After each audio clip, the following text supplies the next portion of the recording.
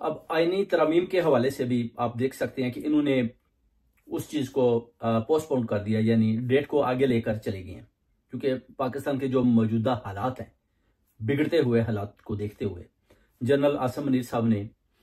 इनको हुक्म दिया है पीडीएम गवर्नमेंट को कि आप फिलहाल आईनी तरमीम को थोड़ा और टाइम दें, क्योंकि उधर आप देखें कि खैबर पख्तूनख्वा के अंदर जो मंजूर पश्तून है, उनमें जो जरगे की गैदरिंग हो रही थी, वो आपस में सारे जरगे मिलकर ये फैसला कर रहे थे कि हम अली मीन गंडापुर का साथ देते हैं, यानी पीटीआई का साथ देते हैं। और जो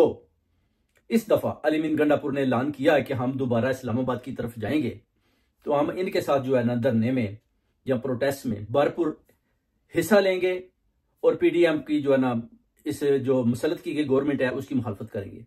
मगर हुआ क्या कि आप देख सकते हैं कि उस जगह पर भी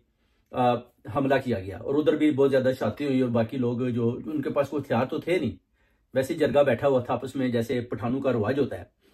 वो जनाब फैसला करते हैं जी कि ठीक है जी, हमें किसके साथ खड़ा होना और किसके साथ नहीं। तो पीटीएम बेसिकली ये वो मंजूर पश्तून की पार्टी जो है उनके ऊपर हमला किया जाता है और उसके बाद हालात कशीदा हो जाते हैं। यानी आप कह सकते हैं कि पाकिस्तान खैबर पख्तूनख्वा के अंदर इस वक्त मिनी मार्शल लगा दिया गया है। जैसे कि उनको पता है कि अगर अली मीन गंडापुर दोबारा ऐलान कर रहा है कि मैं जनाब इस्लामाबाद की तरफ आ रहा हूं, तो इसको किसी तरीके से रोकना है। अब जो बैरिस्टर सैफ के थ्रू जैसे कि वो बताते हैं कि अगर इस दफा उसने जो पैगाम दिया अली मीन गंडापुर को कि एस्टेब्लिशमेंट की तरफ से साफ साफ तुम्हें पैगाम है कि अगर तुम डी चौक या इस्लामाबाद की तरफ आओगे तो तुम्हें सीधी गोलियां मारी जाएंगी। ये भी एक किस्म का सीधा सीधा ऐलान जंग कर दिया गया है। अली मीन गंडापुर जो है, पहले तो आपको देख लें कि उसको जो चीजें दिखाई गई उसके बरक्स उसने दोबारा डेफिनेटली उसको कोई पैगाम मिला है जिसकी वजह से दोबारा वो कहता है कि मैं दोबारा आ रहा हूं इस्लामाबाद की तरफ, आप तैयार हो जाओ। और उधर से भी पैगाम आ गया कि अब अगर इस दफा तुमने आने की कोशिश की या तुम आए तो तुम्हारे ऊपर सीधी गोलियां चलाई जाएंगी। तो ये सूरत हाल जारी है और आईनी तरमीम जो है वो भी लेट हो रही है। इसी वजह से आप देख सकते हैं कि बिलावल भुट्टो जरदारी के आगे भी जैसे कि महा बुखारी ने जैसे सवालात किए जी कि आप प्राइम मिनिस्टर आना चाहते हैं, तो आप सोचते हैं कि जो नेक्स्ट टर्म रह गया हाफ टर्म वो मैं ले लूं। तो उसने बोला कि नहीं, ये तो हमें पहले भी ऑफर्स हुई थी मगर हमने कबूल नहीं की। मगर बिलावल भुट्टो की जो बॉडी लैंग्वेज है वो बताती है कि वो प्राइम मिनिस्टर बनना चाहता है। उसकी वजह कि जब ये हुकूमत बनी थी पीडीएम, तो उन्होंने सोचा था कि शायद ये इतनी लंबी ना चल पाए, मगर जब उन्होंने देखा कि जनरल एस्टेब्लिशमेंट भरपूर साथ दे रही है और पीटीआई को खत्म करने में भी भरपूर किरदार अदा कर रहे हैं, तो क्यों ना हम जो हाफ टर्म ले लें। जिस पर उन्होंने दोबारा जनरल आसिम मुनीर से रब्ता किया जी कि ठीक है जी, आपने देखे शहबाज शरीफ को तो टाइम दिया, मरियम नवाज को भी दिया है और हमने भी आपका साथ दिया और इस गवर्नमेंट का भी दिया है, अब आप हमें भी देखें कि हमें क्या करना है। तो उसने बोला जी ठीक है, अभी जो है ना आपको भी हाफ टर्म देते हैं। ये बात तो हो गई पक्की, मगर